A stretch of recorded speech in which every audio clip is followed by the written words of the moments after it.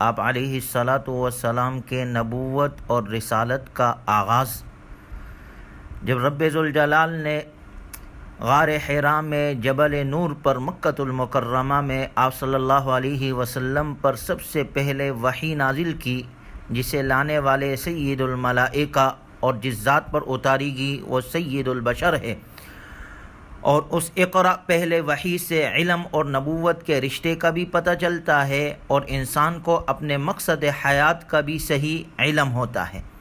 گویا اس پہلے وحی سے سبق دیا جا رہا ہے کہ انسانیت کا معراج سیکھنا ہے۔ در حقیقت میں وہی انسان ہے جو نبی کی تعلیمات سے آراستہ ہو، جسے رب کی معرفت حاصل ہو۔ اقرأ بسم ربک الذی خلق، جب تم پڑھو گے، علم حاصل کرو گے، اللہ کی بھیجی ہوئی کتاب پڑھو گے تو جہالت کا خاتمہ ہوگا، رب کی معرفت حاصل ہوگی جو سب سے پہلی چیز ہے۔ گویا علم وہ ہے جس سے رب کی معرفت حاصل ہو۔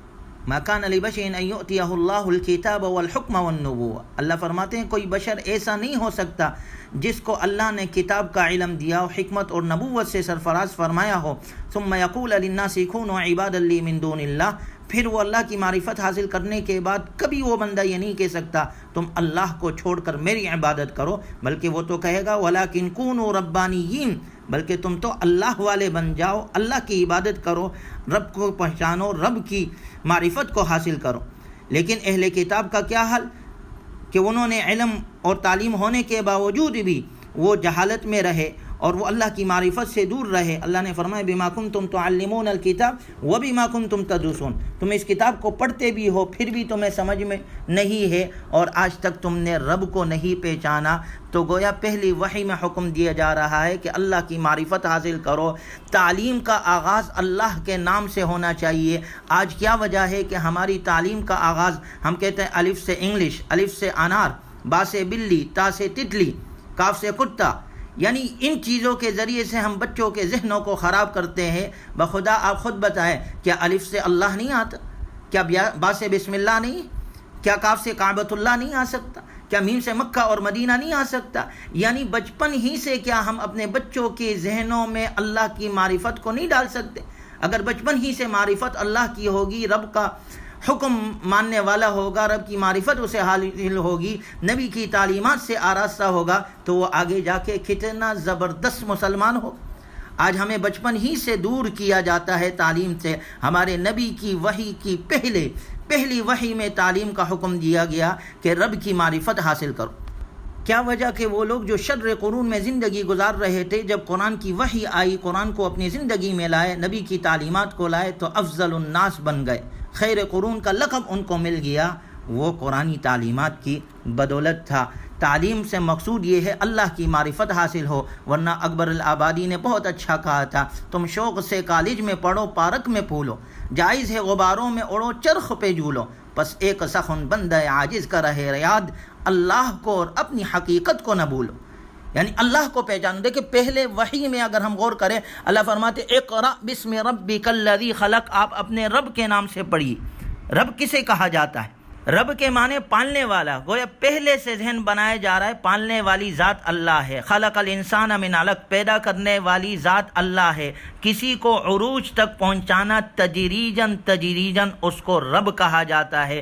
نبی کی زندگی کو ہم دیکھتے ہیں، آپ کی نبوت کا آغاز آپ نے پہلے خلوت نشینی اختیار کی، تنہائی اختیار کی غار حرا میں، پھر 6 مہینے تک آپ کو سچے خوابوں کا آنا، پھر اس کے بعد رب ذوالجلال نے آپ پر قرآن نازل کیا۔ 23 سال کے عرصے میں تدریجاً حاصل یہ کہ آپ کی نبوت اور رسالت اور آپ کے لائے ہوئے دین کو عروج دینا مقصود تھا، لیکن تدریجاً آہستہ یہ رب کی پہچان ہے، یہ اس کو رب کہتے ہیں۔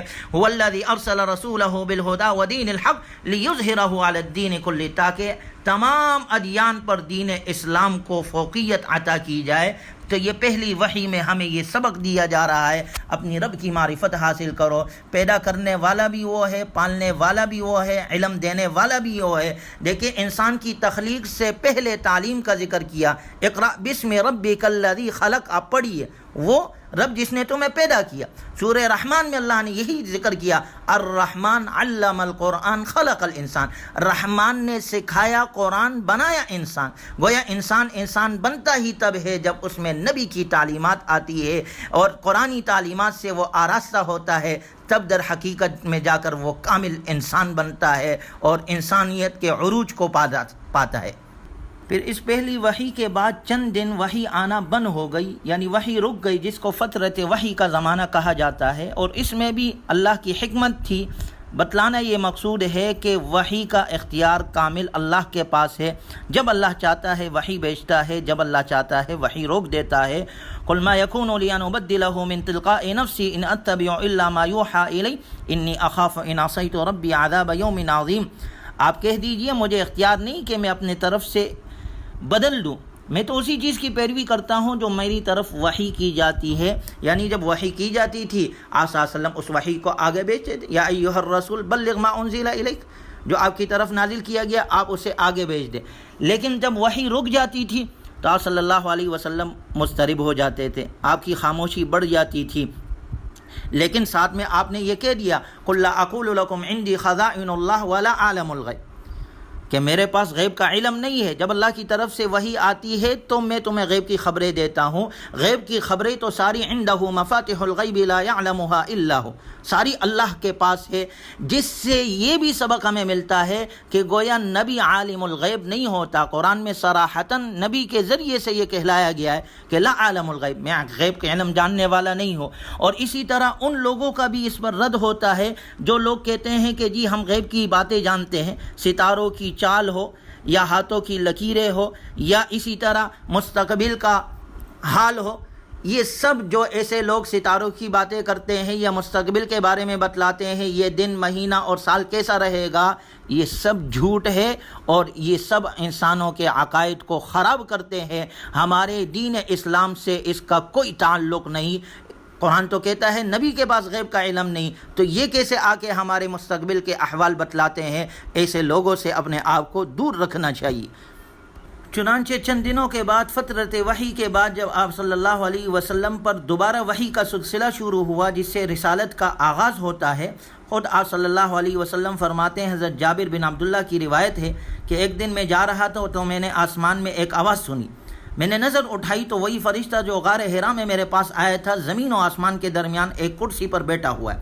میں اس منظر سے ڈر گیا اور گھر گیا تو میں نے کہا زملونی، مجھے چادر اڑا دو، مجھے کمبل اڑا دو۔ اور اس پر یہ آیت نازل ہوئی، یا ایھا المدثر قم فانذر وربک فکبر وثیابک فطہر والرجز فاہجر، اے لحاف میں لپٹنے والے اٹھیے اور ڈرائیے اور اپنے رب کی بڑائی بیان کیجیے، اور وثیابک فطہر والرجز فاہجر، اور اپنے کپڑے پاک رکھیے۔ گویا رسالت کا آغاز دعوت دین اور اس کی ذمہ داریاں ادا کرنے کا سب سے پہلا حکم ان آیات میں دیا گیا۔ ان آیات میں ایسی امور کی طرف رہبری کی گئی جن میں دعوت محمدی صلی اللہ علیہ وسلم اور اسلامی تعلیمات کا نچوڑ انہیں کہا جا سکتا ہے۔ اسلام کی بنیاد انہی امور پر ہے کہ توحید کی دعوت ہو، آخرت کی دعوت ہو، ایمان، تزکیہ نفس ہو، امت مسلمہ کو ہر قسم کے شر سے بچانا اور ان کے مفادات کا تحفظ کرنا، اس کی دعوت اس میں دی گئی۔ پھر اس وحی میں قم فانذر، ڈرانے کا حکم ہے، خوشخبری دینے کا نہیں، کہ آپ صلی اللہ علیہ وسلم کی رسالت کی ادائیگی کے لیے انتھک محنت اور تلخ ترین مرحلوں سے گزرتے ہوئے زبردست کوشش کرنی ہوگی، اس طرف اشارہ۔ پھر فرمایا وَرَبَّكَ فَكَبِّرْ، صرف اپنے رب کی بڑائی بیان کیجئے، یعنی خالق کے سوا کسی مخلوق کو بڑا نہ سمجھیے۔ تمام عظمتیں، بڑائیاں اور جاہ و جلال صرف ایک اللہ کے لیے ہے، ان میں کوئی بھی اللہ کا شریک نہیں۔ وَثِيَابَكَ فَطَهِّرْ، گویا فطری پاکیزی اور طہارت میں آپ صلی اللہ علیہ وسلم انسانیت کے معراج پر پہنچے ہوئے ہیں، کیونکہ اللہ نے آپ کی تخلیق ہی نہایت بلند اور عمدہ ترین اخلاق پر فرمائی، آپ کو نبوت عطا کر کے اس کی ذمہ داریاں ادا کرنے کے لیے تیار فرمایا۔ لہٰذا اب اس امر کی ضرورت ہے کہ آپ اپنے نفس کی طہارت میں اضافہ کریں، اس طرح آپ کے پاکیزہ معاشرتی میل جول سے آپ کی توقیر اور بڑھے گی۔ اس وقت آپ صلی اللہ علیہ وسلم دونوں جہانوں کے لیے رسول ہے۔ رسالت کا کمال اسی وقت حاصل ہوگا جب آپ صبر، درگزر اور احسان جیسے معاشرتی اخلاق میں کمال آپ نے حاصل کی۔